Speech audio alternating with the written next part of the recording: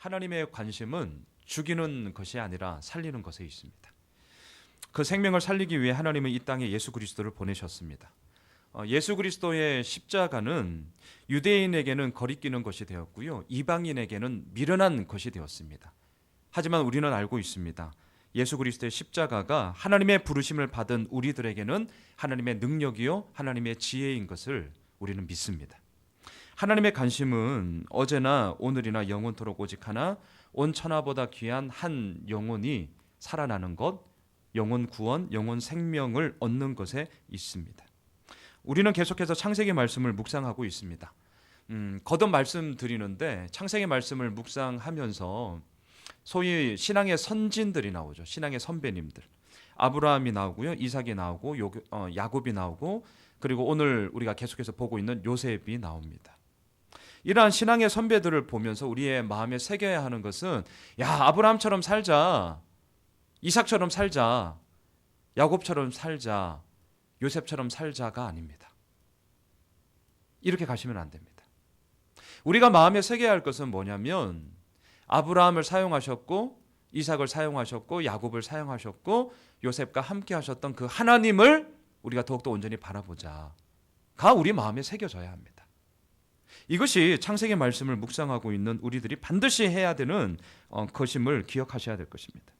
그래서 요셉은요, 우리가 이번 주에 살펴본 말씀이지만 창세기 40장 8절에서 이렇게 고백합니다. 해석은 하나님께 있지 않습니까? 무슨 말이죠? 이 땅의 모든 것을 움직이는 분이 바로 하나님임을 요셉의 입술을 통해서 우리들에게 말하고 있는 것이죠. 41장 16절에서도 요셉이 이렇게 얘기합니다. 바로에게 대답하여 이르되 내가 아니라 하나님께서, 다시요, 내가 아니라 하나님께서 바로에게 편한 답을 하실 것입니다 라고 얘기를 하죠.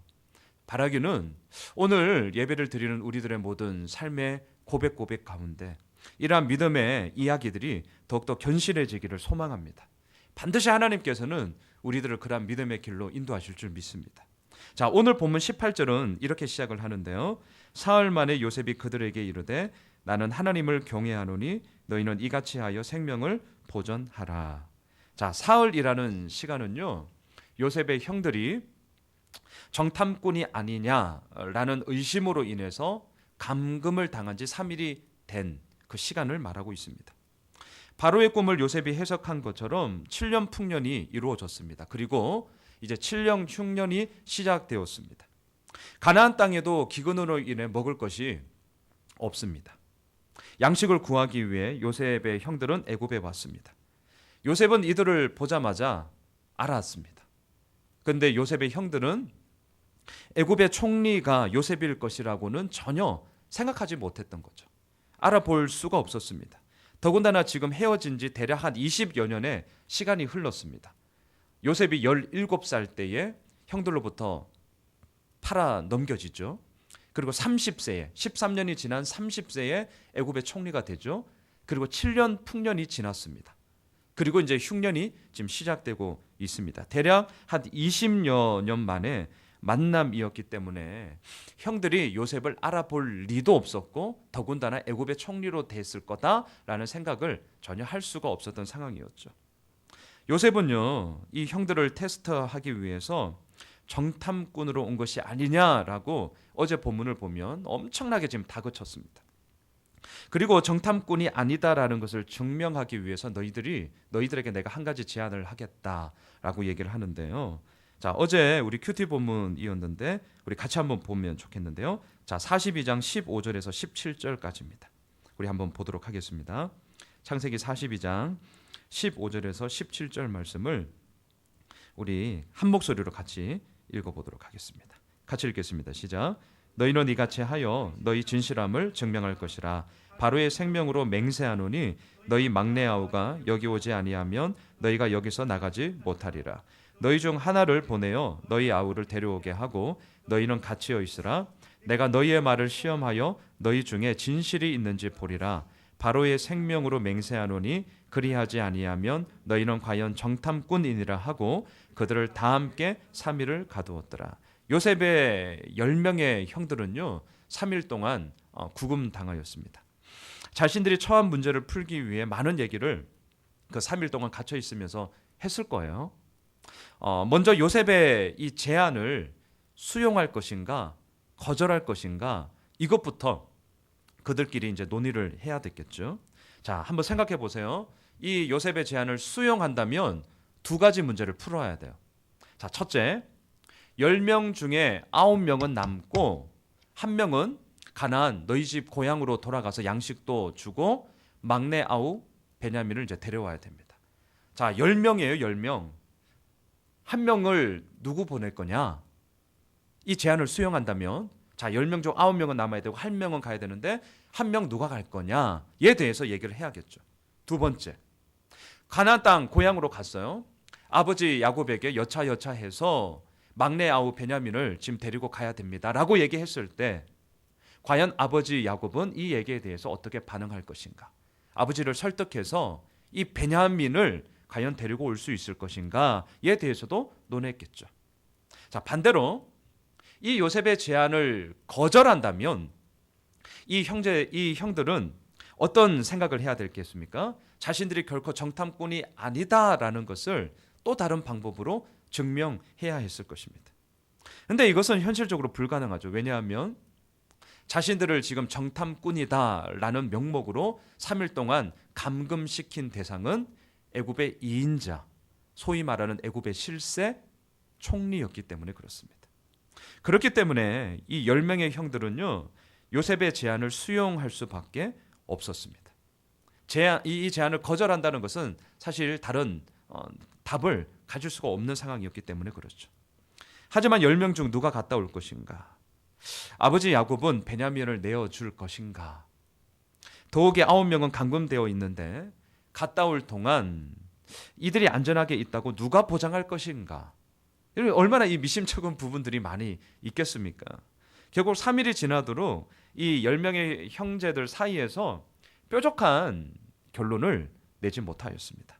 자, 그러자 요셉이 오늘 본문 18절에서 형들에게 말하는 거예요. 다시 한번 보세요. 사흘 만에 요셉이 그들에게 이르되 나는 하나님을 경외하노니 너희는 이같이 하여 생명을 보존하라. 자, 요셉은요, 앞서 형들에게 제안할 때에 바로의 생명으로 맹세하노니라는 말을 의도적으로 2번 사용했습니다. 자, 이것은 지금 자신이 하고 있는 제안이 개인적으로 사적으로 제안을 하는 것이 아니라 애굽의 총리로서 공적인 것임을 보여주는 그런 표현입니다. 바로의 생명으로 내가 맹세한다. 그런데 이 형들을 감금한 지 3일이 지나고 나서 오늘 본문 18절에서 다시금 불렀잖아요. 그리고 나서 이때 하는 말에는 바로 왕의 생명을 맹세하노니 라는 말을 하지 않습니다. 대신에 뭐라고 얘기하죠? 하나님을 나는 경외하는 자입니다 라고 얘기를 해요. 그러면서 너희는 이같이 하여 생명을 보존해라 라고 얘기를 하고 있습니다. 자, 한번 생각해 보시죠. 왜 요셉은 하나님을 경외하는 자다라는 말을 이 형들에게 하고 있느냐라는 것입니다. 저는 말씀을 묵상하면서 이렇게 한번 정리를 했어요. 그것은 10명의 형들에게 지금 제안하는 목적은 당신들을 죽이려고 하는 것이 아니라 당신들의 생명을 살리기 위함이라는 것을 알리기 위함인 거예요. 기근과 먹을 것이 없는 이 상황에서 해결할 수 있는 방법이 바로 이 제안을 받아들여야 하는 것이다 라는 것을 보여주기 위함이었습니다. 왜냐하면 여러분, 하나님을 경외하는 것은요, 생명을 죽이고 생명을 해하는 것이 아니라 생명을 살리고 생명을 다시금 보존하는 것이기 때문에 그렇습니다. 자, 요셉은 앞서 이렇게 제안을 했어요. 10명 중 9명은 남고 1명만 고향에 갔다가 막내 아우 베냐민을 데리고 와라. 이렇게 제안을 했어요. 그런데 이번에는 제안을 바꿉니다. 제안을 바꿔요. 어떻게 바꾸냐면 10명 중 1명만 남고 9명은 고향으로 가라. 그리고 막내 아우 베냐민을 데리고 오라는 것이었어요. 자, 19절과 20절을 보겠습니다. 오늘 보면 19절과 20절을 우리 같이 읽겠습니다. 시작.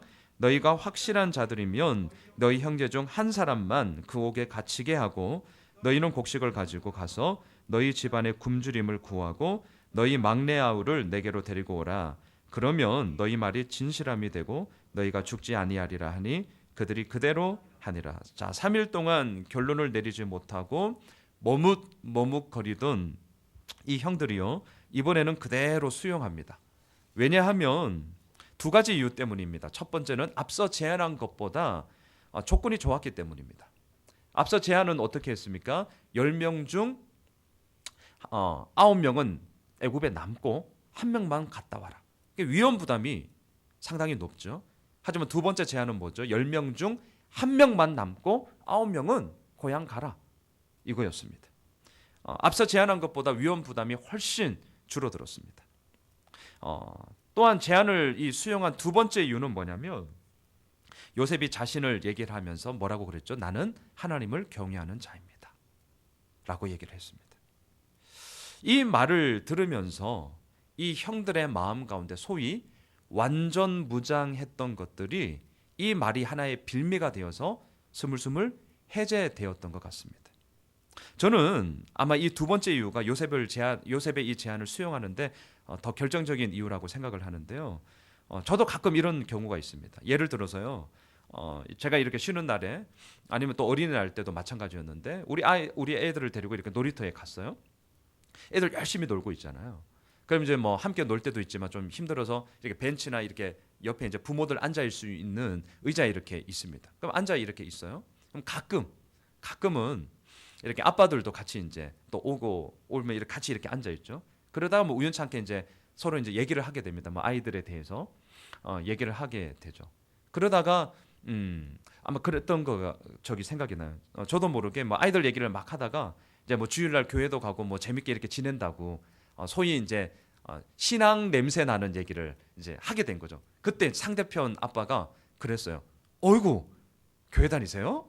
이러면서 나도 교회 다니는데 하면서 이제 자연스럽게 뭐 이제 신앙에 대한 얘기를 이렇게 한 적이 종종 이렇게 있습니다. 자, 그럴 때에 이름도 몰라요. 상대편 이름도 모르죠. 뭐 하는지도 몰라요. 뭐 어디에 사는지도 모르고 서로가 모르죠. 하지만 이렇게 얘기를 하던 가운데 교회 다니세요? 이 말 하나 때문에 괜히 더 이렇게 호감도가 가는 경우가 있습니다. 저는 오늘 말씀을 묵상하면서 바로 그런 생각을 하게 되었어요. 나는 하나님을 경외하는 자입니다. 당신들이 이같이 해서 생명을 보존하십시오 라고 말을 할 때에 이 요셉의 10명의 형들의 마음 가운데 이 하나님을 경외하는 자입니다 라는 이 말이 이들의 마음속에 상당한 파장으로 들어왔던 것 같습니다. 요셉의 형제들 이 말을 듣고요, 더욱이 요셉은 말했죠. 나는 하나님을 경외하는 자입니다. 나의 제안은 당신들을 죽이려고 하는 것이 아니라 오히려 생명을 보존하기 위해 하는 것입니다 라는 이 말에 10명의 형들은 너나 할 것 없이 이제 동의하게 되었습니다. 자, 그러면서 오늘 본문을 보면 이 10명의 형들이 이 요셉의 제안을 수용하면서 서로 무슨 말을 나누는지 잘 보여주고 있습니다. 자, 21절을 한번 보십시오. 오늘 본문 21절입니다. 우리 같이 한번 읽어볼까요? 시작. 그들이 서로 말하되 우리가 아우의 일로 말미암아 범죄하였도다. 그가 우리에게 애걸할 때에 그 마음의 괴로움을 보고도 듣지 아니하였으므로 이 괴로움이 우리에게 임하도다. 20여 년 전의 일입니다. 무려 20여 년 전의 일입니다. 동생 요셉을 종으로 팔아넘긴 후 아마도 형들은 이 일에 대해서 더 이상 말하지 않았을 것입니다. 왜냐하면요, 이들이 동생을 팔아넘긴 것은 결코 정당한 일이 아니다라는 것을 굳이 말하지 않아도 서로가 알고 있었기 때문입니다. 소위 집단으로 범죄를 저지른 공범이었기 때문에 서로 그냥 쉬쉬하면서 지냈을 것입니다. 그렇게 지낸 시간이 무려 지금 20여 년이 흐른 거예요. 아무리 미워도요, 아무리 꼴보기 싫어도 요셉의 형들처럼 문제를 이렇게 푸는 것은 결코 해결하는 게 아닙니다. 이런 방법은 그 문제를 더 크고 복잡하게 만들 뿐이죠. 한편으로는 문제를 그저 덮어놓고 별탈 없기를 바라는 것뿐입니다. 하지만 우리는 알고 있습니다. 이렇게 한다고 해서 그 문제를 푸는 게 결코 아니다라는 것을 우리는 알고 있습니다. 자, 무려 20여 년이 지났습니다. 자신들이 살고 있는 가나안 땅도 아닙니다. 어느 한 사람 알지 못하는 낯선 땅 애굽에 왔습니다. 오랜 시간이 지났고 아는 사람도 단 한 명 없는 낯선 땅 애굽에 왔는데 여기에서 자신들이 20여 년 전에 저질렀던 범죄를 직면하게 될 줄 그 누가 알았겠냐라는 거죠. 그런데 하나님은 그 일을 하게 하시더라고요. 하나님은. 누가 먼저라고 할 것도 없이 지금 10명의 형들은요 서로 말하고 있습니다. 다시 한번 21절을 보세요. 우리가 아우의 일로 말미암아 범죄하였도다. 그가 우리에게 애걸할 때에 그 마음의 괴로움을 보고도 듣지 아니하였으므로 이 괴로움이 우리에게 임하도다. 자신들의 행함을 딱 한마디로 정리합니다. 뭐죠? 범죄하였도다요. 범죄하였도다. 20여 년 전 당시에는 결코 이들이 이런 생각을 하지 않았습니다. 이 생각을 했다면 팔아 넘기지도 않았겠죠. 오히려 눈의 가시처럼 행동하며 아버지의 사랑을 독차지하던 요셉을 팔아 넘기는 것이 이들에게는 20여 년 전에는 정당한 것이었어요. 옳은 것이었습니다. 마땅한 것이었어요. 그러니까 동생 요셉이 살려달라고 애걸하는데도 듣지 않은 것이죠. 형들인데. 여러분, 우리도 마찬가지입니다. 내가 하는 일이 옳다고 생각하면요, 아무리 다른 사람들이 이런저런 얘기를 해도 듣지 않습니다. 내가 생각하고 내가 하는 것이 정당하고 마땅한 것이라고 생각을 하면 아무리 주변에 다른 사람들이 뭐라고 말을 해도 그 말 듣지 않습니다. 제가 예전에 함께 사역했던 우리 키 컸던 이상훈 목사님한테 제가 그냥 형님이라고 가끔씩 이런 말을 했습니다. 야, 너는 다른 사람들 말을 엄청 이렇게 잘 듣는 것 같은데 이렇게 하는 거 보면 다 네 생각대로 하더라. 야, 그렇게 고집세서 어떡하냐? 너 진짜 안 들어. 이런 말을 제가 어줍지 않게, 저도 똑바로 못하면서 어줍지 않게 조언한답시고 이렇게 말했던 적이 있었습니다. 근데 요즘 들어서요, 이 말을 들어야 할 인간이 양승훈이 저라는 것을 진짜 깨닫게 됩니다. 시간이 가면 갈수록. 저도 듣긴 들어요. 하지만 한 귀로 듣고 그냥 한 귀로 흘려 보냅니다. 때로는 아예 들으려고 하지 않는 저의 교만함이 진짜 너무나 많이 있다라는 것을 보게 돼요. 여러분, 듣지 못함이 문제가 아닙니다. 이거 잘 들으셔야 돼요. 진짜 이 말 잘 들으셔야 됩니다. 듣지 못함이 문제가 아닙니다. 진짜 문제는 뭔 줄 아세요? 듣지 못하게 하는 내 안의 옳음, 내 안의 정당함, 내 안의 마땅함입니다. 듣지 못하면 그냥 표면적으로 드러나는 현상이에요. 우리가 탐색하고 점검해야 할 것이 바로 이 부분입니다. 정말 이것이 하나님 앞에서 옳은 일인가? 끊임없이 묻고 하나님이 주시는 답을 우리는 얻어야 됩니다. 정말 이것이 하나님 앞에서 정당한 것인가, 마땅한 것인가, 해야 되는 것인가 매일매일 물어야 합니다. 저도 이게 힘들어요. 어제 했는데 뭘 오늘 굳이 이걸 또 해야 되나? 근데 하나님은 말씀하십니다. 해야 된다. 매일매일이에요. 매일매일. 오늘의 일을 어제의 인도하심에 따라 결정하면 안 됩니다. 오늘의 일을 어제의 인도하심에 따라 결정하려는 것 자체가 영적인 교만이요, 영적인 안일함에 빠지는 것입니다. 요셉의 형들은요, 이제서야 아우의 일로 자신들이 범죄하였음을 입으로 시인하였습니다. 엄청 때늦은 고백이죠. 때늦은 후회죠. 하지만 하나님은 그 때늦은 고백도 들으시고요, 사용하십니다. 자, 이러한 이야기 가운데 오늘 본문 22절을 보면 이때에 장남 르우벤이 이렇게 얘기를 합니다. 야, 그때 내 말 들었으면 오늘 이런 일 일어나지 않잖아 라고 동생들을 막 나무라요. 그게 22절인데요. 우리 같이 읽어볼까요? 22절 함께 읽겠습니다. 시작. 르우벤이 그들에게 대답하여 이르되 내가 너희에게 그 아이에 대하여 죄를 짓지 말라고 하지 아니하였더냐? 그래도 너희가 듣지 아니하였으리라. 그러므로 그의 핏값을 치르게 되었도다 하니. 창세기 37장을 보면 르우벤은요, 요셉을 살리기 위해 죽이지 말자, 그냥 구덩이에 넣어두자 라고 제안을 합니다. 왜냐하면 나중에 구덩이에서 이제 빼내어 가지고 다시금 요셉을 살릴 요량으로 그렇게 르우벤이 생각했기 때문입니다. 근데 무슨 일이 있었는지 모르겠어요. 르우벤이 그 자리를 떠나게 됩니다. 그 사이에 나머지 형제들이 자기들끼리 짝짝꿍해서 미디안 상인들에게 지나가는 미디안 상인들에게 은 20을 받고 동생 요셉을 팔게 되죠. 상황이 다 종결되었어요. 그리고 르우벤이 돌아왔습니다. 구덩이를 봤어요. 요셉이 없는 거예요. 야, 이거 어떻게 된 거냐? 자초지종을 당연히 묻게 되었죠. 그때 동생들이 형님 실은 이러면서 얘기를 했을 겁니다. 자, 그리고 나서 르우벤이 어떻게 했느냐? 이걸 보면 동생을 막 찾기 위해서 수소문을 하면서 돌아다니지 않았어요.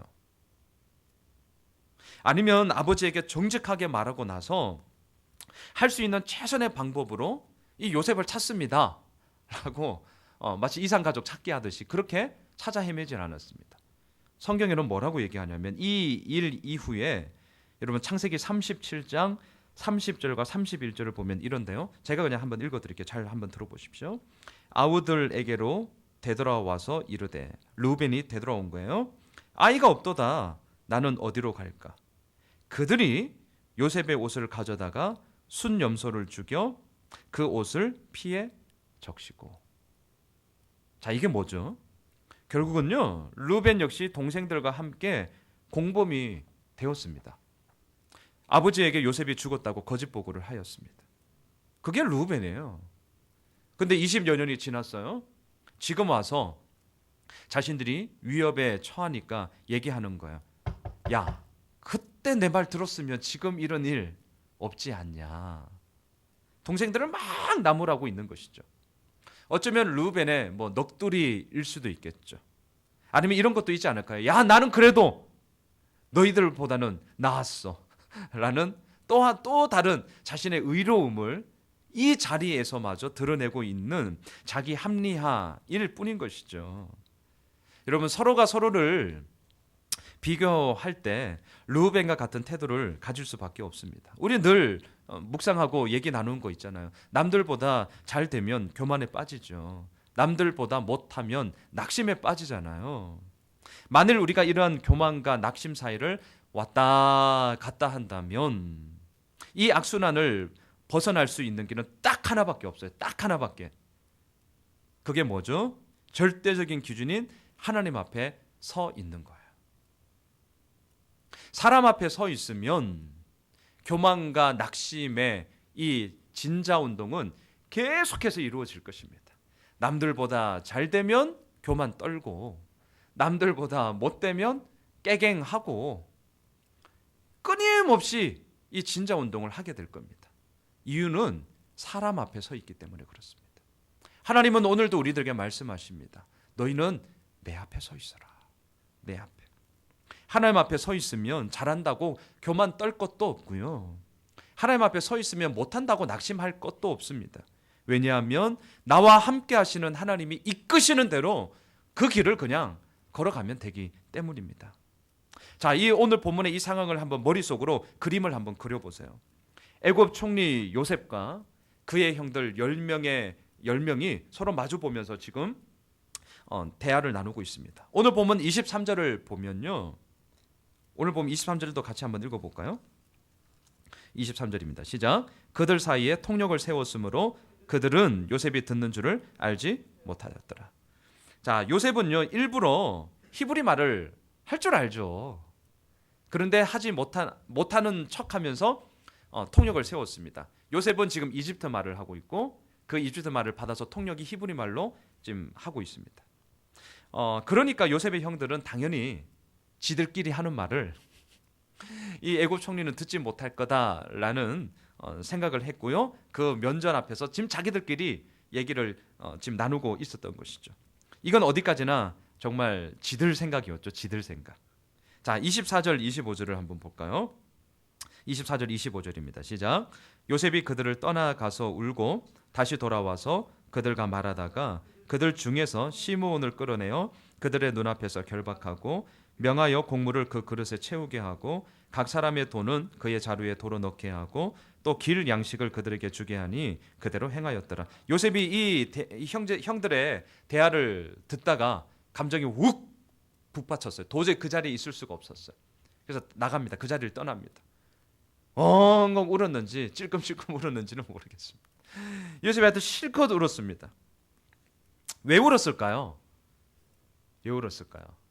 저는 오늘 본문을 이렇게 쭉 보면서 아마도 지금 10명의 형들의 이 대화 가운데 앞서 얘기했잖아요. 20여 년 전에 그 얘기. 그가 우리에게 애걸할 때에, 여러분 이 단어 애걸할 때에 우리 그 마음의 괴로움을 보고도 우리가 듣지 아니하였다. 이 말을 지금 자기들끼리 얘기하고 있는 그 얘기를 듣고 있는 요셉. 저는 이 말을 들으면서 요셉이 그때의 그 시절로 확 돌아갔을 것 같아요. 20여 년 전에 정말 이 형들의 말 그대로 구덩이에 빠졌어요. 오늘 단어처럼 애걸을 했어요. 애걸을. 뭐라고? 살려달라고. 형님들 살려달라고. 애걸복걸하고 있는 그때로 이 의자에 앉아서 형들을 대하고 있는 이 애굽 총리 요셉이 그때로 샥 돌아가는 거죠. 여러분 잊지 마세요. 요셉도 우리와 똑같은 성정을 가진 사람이라는 것을 잊지 마십시오. 얼마나 서러웠을까요? 이게 지금 아직 미해결 과제거든요. 요셉에게는 미해결 과제예요. 형들과 이제 풀어가야 되는 그 단계 과정 가운데 지금 가고 있잖아요. 그러니까 미해결 과제예요. 때로는 이걸 생각하면 막 분노가 치밀어 오르겠죠. 어떻게 너희들이 이럴 수 있냐? 네가 형이냐? 이씨. 분노, 서러움. 그리고 또 어때요? 20년이 지난 지금 자기를 그렇게 못 살겠지만 죽이기 위해서 그렇게 했던 형들이 머리를 조아리면서 양식을 구하러 온 그 형들을 보면서 또 어떤 마음이 들었을까요? 좀 측은함? 불쌍함? 여하튼 그 마음에 정말 설명할 수 없는 복잡 미묘함이 확 들어오는 거죠. 그래서 그 자리에 있을 수가 없었던 거예요. 나갑니다. 실컷 울고 다시금 아무런 척 이렇게 하고 그 자리로 돌아오게 된 거죠. 요셉은 울고 나서요 다시금 돌아왔어요. 그리고 오늘 보면 24절 25절을 보면 두 가지를 해요. 두 가지를. 자, 첫째, 여러분 24절을 보세요. 시므온을 끌어내어서 그들의 눈앞에서 결박합니다. 자, 지금 10명 중 1명은 남고 9명은 고향에 가서 양식 전해주고 다시금 막내 아우 베냐민 데리고 오라 라는 이 제안을 이 요셉이 실천을 하는데 왜 하필이면 시므온을 결박했을까? 이런 생각을 한번 해봤어요. 10명이 있잖아요. 장남 르우벤도 있고 첫째 르우벤, 물론 둘째 시므온, 셋째 레위, 넷째 유다, 쭉쭉쭉쭉 10명의 형들이 있는데 그중에 왜 시므온을 결박했을까? 형들이 서로 자기들끼리 의논해서 결론 낸 게 아니에요. 시므온을 그러면 두겠습니다가 아니에요. 요셉이 그냥 시므온을 결박해서 구금을 시켜버려요. 왜 시므온일까? 왜 시므온일까? 저는 창세기 이 말씀을 보면 시므온에 대해서 34장을 보면요, 그 여동생 디나의 참혹한 그 강간 사건이 나오는데요. 그때 이 시므온과 레위가 이 세겜 족속들을 무자비하게 칼로 다 죽이죠. 남자들 다 죽입니다. 그리고 그들의 재산을 다 노략질해서 돌아오게 돼요. 또한 이 사건이 나중에 창세기 49장 5절 이하를 보면 아버지 야곱이 아들 한 명 한 명을 부르면서 얘기를 하는데 이때 뭐라고 얘기하냐면 이렇게 얘기를 한번 들어보세요. 시므온과 레위는 형제요, 그들의 칼은 폭력의 도구로다. 그들이 그들의 분노대로 사람을 죽이고 그들의 혈기대로 소의 발목 힘줄을 끊었음이로다. 그 노여움이 혹독하니 저주를 받을 것이요 분기가 맹렬하니 저주를 받을 것이다. 이게 아버지가 지금 아들한테 하는 얘기예요. 이런 이야기들을 빗대어 보면 시므온의 이 성정은 좀 무자비함, 무정함 이런 것들을 좀 볼 수가 있습니다. 아마도 시므온의 이러한 모습들이 요셉이 생각하기에도 결박을 당하기에 그나마 합당하다, 결박을 당해도 싸다. 이런 생각을 했던 것 같습니다. 그래서 시몬을 결박합니다. 자, 그리고 나서 두 번째로 요셉은 종들에게 말합니다. 곡식을 채워라. 그리고 이들이 곡식 살 돈을 가지고 왔는데 도로 자루에 넣어라. 그리고 떠나갈 때 양식이 필요하니까 길 양식도 덤으로 더 주어라 라고 얘기를 합니다. 자, 이렇게 하는 이유는 무엇입니까? 우리가 내일 본문 계속해서 창세기 말씀을 이제 묵상하게 되지만 요셉은 그동안 형들이 어떻게 변했는지 참 궁금했습니다. 형들이 어떻게 변했을까? 정말 자신들의 잘못을 뉘우치고 바르게 살고 있을까? 막내 아우 베냐민, 그 아우에게는 어떻게 하고 있을까? 아버지 야곱을 어떻게 섬기고 있을까? 그래서 이들을 테스트하게 되는 것이죠. 특별히 곡식을 사려고 가지고 온 이 돈을 도로 그들의 자루에 넣어서 돌려보냅니다. 이것에 대한 그들의 반응이 어떠한지 이것은 내일과 모레 계속해서 이어지는 큐티 말씀을 통해 보도록 하겠습니다. 말씀을 정리하겠습니다. 여러분, 요셉의 형들은요, 생명을 살리는 것에 소홀했습니다. 온 땅에 기근이 들어서 먹을 것이 없는 상황에서도 이들은 별다른 노력을 하지 않았습니다. 아버지 야곱이 얼마나 답답했는지 창세기 42장 1절과 2절을 보면 이렇게 얘기를 해요. 너희는 어찌하여 서로 바라보고만 있느냐? 여러분, 이 얘기를 너희는 어찌해서 서로 멀뚱멀뚱 바라보고만 있느냐? 입 벌리고 아 하고 있느냐? 이 얘기예요. 너희는 애굽에 가서 우리를 위하여서 곡식을 사와라. 그러면 우리가 살고 그렇지 않으면 우리가 죽을 것 아니냐. 뭐하냐 얘들아. 아버지가 막 다그치고 재촉하자 그제서야 형들은 곡식을 찾아 애굽에 왔습니다. 형들은요, 생명 살리는 것에 대해서 그렇게 다급함을 느끼지를 못했습니다. 어쩌면 10명이 있었기 때문에 10명 중 1명이 하겠지, 뭐 이런 마음이 있었지도 모르겠어요. 아니면 7년 풍년 그리고 7년 흉년, 이 7년이라는 흉년이라는 시간 앞에 이들은 설마 이런 생각을 했을지도 몰라요. 설마 7년 흉년이겠어? 뭐 끝나겠지. 그 생각이 있었을 것 같아요. 여러분, 형들의 이러한 모습은 우리가 살고 있는 이 세상의 모습이 아니겠습니까? 생명을 살리는 것에 소홀합니다. 때로는 요셉의 형들처럼 자신만의 옳음, 자신만의 정당함, 자신만의 마땅함으로 빠져 있어서 살려달라고 애걸복걸하는 그 소리를 때로는 듣지 않습니다.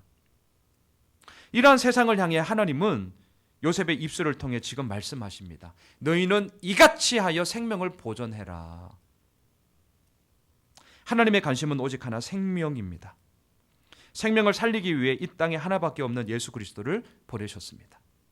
하나님이 세상을 이처럼 사랑하사 독생자를 주셨으니 이는 저를 믿는 자마다 멸망치 않고 영생을 얻게 하려 하심이라.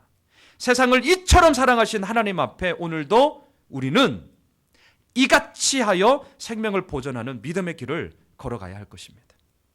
바라기는 나만의 옳음, 나만의 정당함, 나만의 마땅함, 의로움에 빠져 정작 살려달라고 애걸복걸하는 소리를 듣지 못하는 범죄함이 안 되어야 합니다. 듣지 못하는 것 범죄함입니다. 더 정확하게 말하면 내 안에 옳음, 정당함, 마땅함으로 말미암아 하나님의 옳음이 아니라 나만의 옳음으로 인하여서 듣지 못한다면 우리는 정직하게 오늘 이 본문에 서야 됩니다. 그것은 범죄함입니다.